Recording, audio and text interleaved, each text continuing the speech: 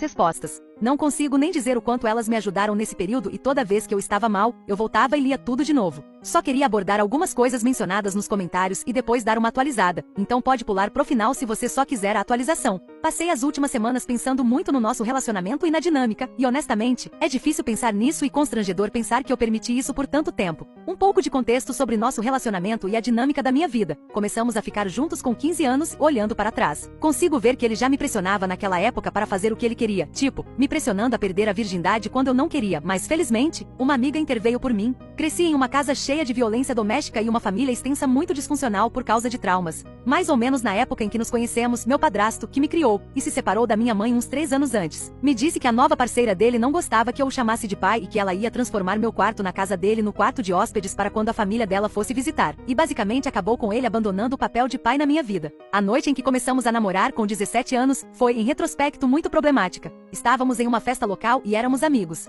Eu estava conversando com um amigo em comum antes dessa noite e fugimos para passar um tempo juntos. Quando voltamos para a festa, nossos amigos em comum estavam rindo disso e ele começou a gritar comigo na frente de todo mundo por eu ter ficado com um amigo dele quando eu sabia que ele gostava de mim e que eu sou uma vadia. Eu fui atrás dele para pedir desculpas. Não faço ideia do que eu estava pedindo desculpas agora, e acabei em um relacionamento com ele. Ele mentia para mim com frequência sobre usar substâncias ilícitas ao longo dos anos. Ele sabia que isso era um limite para mim, pois um parente meu faleceu por overdose. Sei que para algumas pessoas é um pouco ridículo, pois é bem normal de onde somos, mas eu não queria estar envolvida com isso de jeito nenhum. Ele causou rompimentos de amizades porque os amigos vinham me dizer que ele estava usando substâncias. Ele negava e dizia que eles estavam mentindo, e eu acabava discutindo com eles. Ele admitiu há 2 anos que estava mentindo sobre isso porque viu que minha opinião tinha mudado e eu estava mais aceitando isso. Nosso relacionamento foi ótimo nos últimos 2 a 3 anos, 1 a 2 anos antes do nosso casamento e 1 ano depois, mas olhando para trás, percebo que foi porque eu estava sendo mais obediente a ele. Eu era basicamente uma mãe solteira casada e cuidava de tudo em casa, trabalhava no nosso negócio e era a principal responsável pelos nossos filhos. Ok, agora a atualização. Eu vi os comentários de todo mundo sobre deixá-lo, fugir e divórcio. Esse é definitivamente o meu plano, mas estou tentando ser esperta em tudo e não fazer nada por impulso.